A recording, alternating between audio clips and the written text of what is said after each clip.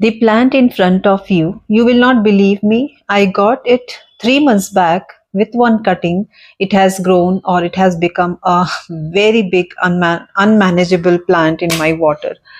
If you want, you can continue growing them in water. But for me, I don't have a bigger container and I wanted to grow it in a soil because I want it to bloom. This is heartleaf, large shape philodendron. If you want it to bloom, then you have to do certain things which I'm going to reveal at the end of the video. So stay tuned.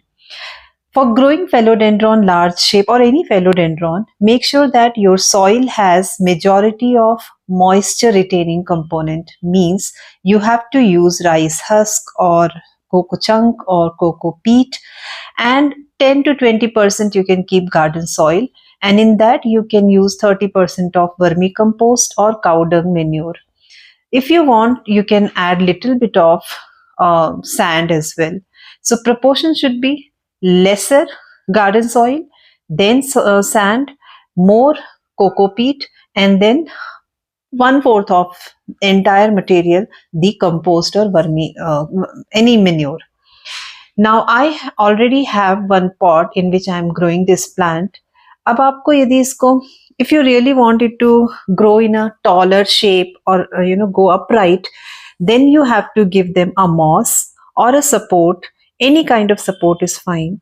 I don't have moss, so I'm going to give some temporary support to this plant using this iron rod. You can use any kind of wood or any kind of stick you have.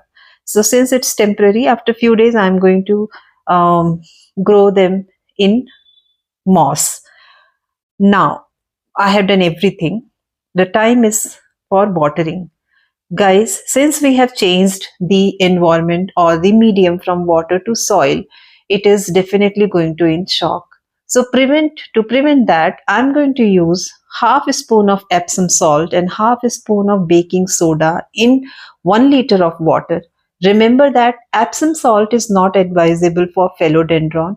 Only when it is needed, need basis you can use, and whenever you are using, dilute it thoroughly. Means in 1 liter you can use half a spoon of Epsom salt. In normal situation, other plant ke liye you can use 1 spoon, but for this use half a spoon. And it is a very good medium for making the plant away from shock or recover from the shock. Now, to have a healthy growth and bloom, you have to remember that this plant needs nice sunlight, bright light, not direct, but at least 2 to 3 hours of direct